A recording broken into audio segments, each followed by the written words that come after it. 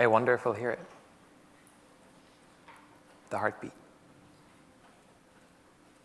The human heart beats 2 billion times in a lifetime.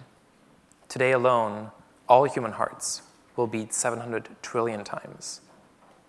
There's about 650 of us in this beautiful opera house. Together, our hearts will beat more than 60 million times today. But of course, our days aren't just filled with heartbeats. For example, how many of you will sneeze today? How many of you will drop something? How many of you will maybe hug someone today? Eat, sleep, drink today? In the end, the question is, what do we all do with our time, with our heartbeats? And how much of our time do we spend doing the same things as everyone else? I'm Greg Hochmuth. I'm an artist and engineer living in New York. I collaborate with Jonathan Harris. Many of you may know his work.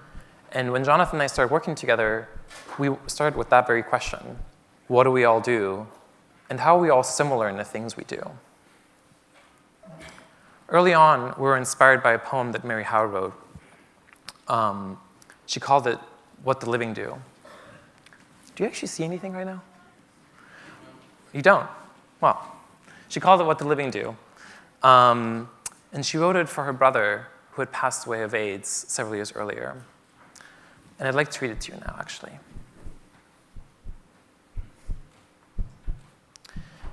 Johnny, the kitchen sink has been clogged for days. Some utensil probably fell down there. And the drainer won't work, but smells dangerous.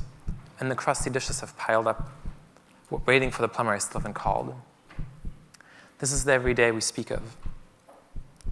It's winter again. The sky is a deep, headstrong blue, and the sun pours through the open living room windows.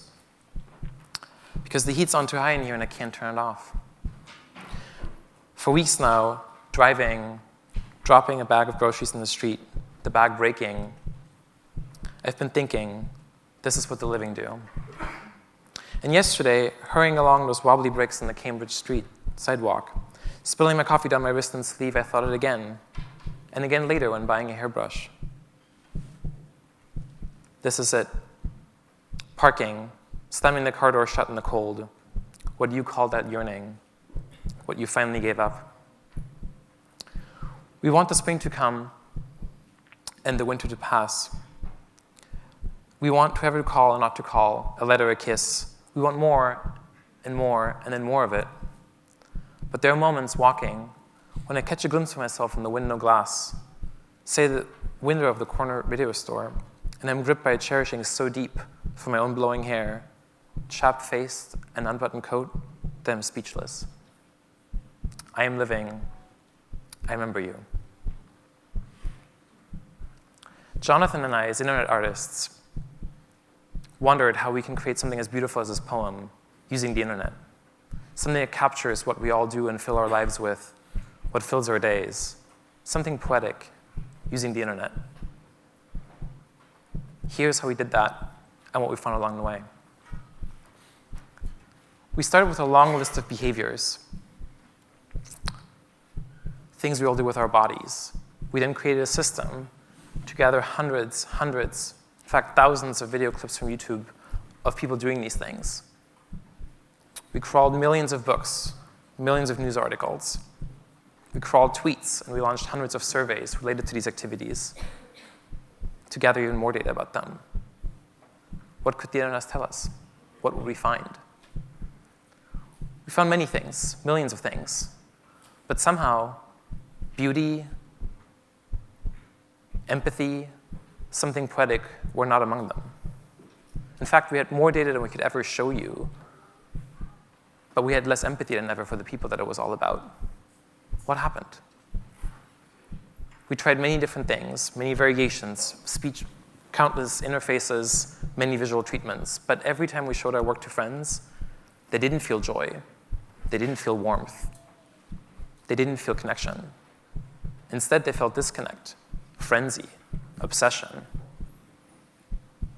apathy, and we felt the same way. It was very visceral. And there came a point where we're so dismayed that we almost threw it all away. Many months of work. Jonathan and I looked at each other. We're moments away from that decision. Maybe a final nod. What happened to us? Why do we feel this way about the things we found? But that question, why do we feel this way about the things we found, was our turning point, a moment of realization. And we decided to turn this into a very different question altogether. What is the psychological effect of the internet on humanity? And what happens when we look at humanity through the internet? Jonathan and I turned this into a piece that we call Network Effect, an experience online where you can explore these questions on your own. Let's take a short look.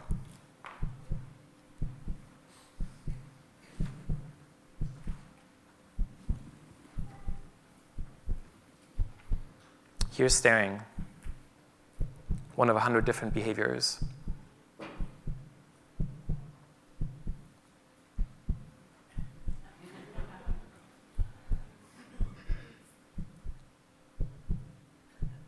We all stare sometimes.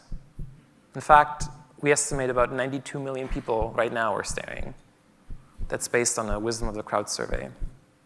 Let's look at some news. In fact, all the news about staring over the last 10 years. Thousands and thousands of articles. Let's look at the reasons why people stare. Actually, no, this is something else. Let's look at how staring is more feminine than masculine over the last 100 years based on millions of books. Let's look at the reason people stare based on their tweets at different times of the day. Let's look at other words, other things related to staring, all the nouns and adverbs and other things we do. Let's look at brands related to staring. Staring. Let's look at some more.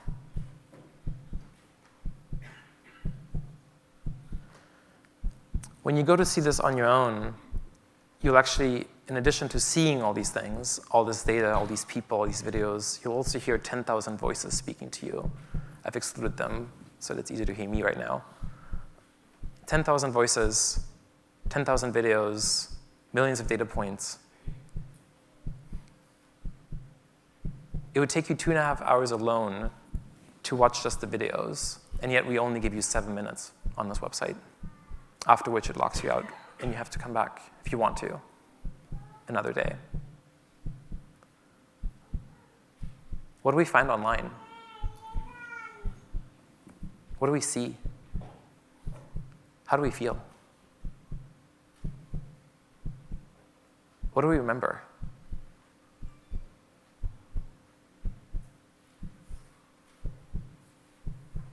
What's there? What's not there? In the end, though, this brings us back to the original question. What do we do when we're not online? What do we do when we're not on the internet? Well, we sleep, we drink, we drop things, we sneeze, we talk, we meet, and we also come to PopTech. Over the next several days, our hearts will beat many times, and they will experience being connected in person. What all will we do? I'm very excited to share that experience with you. Thank you very much, and have a great time.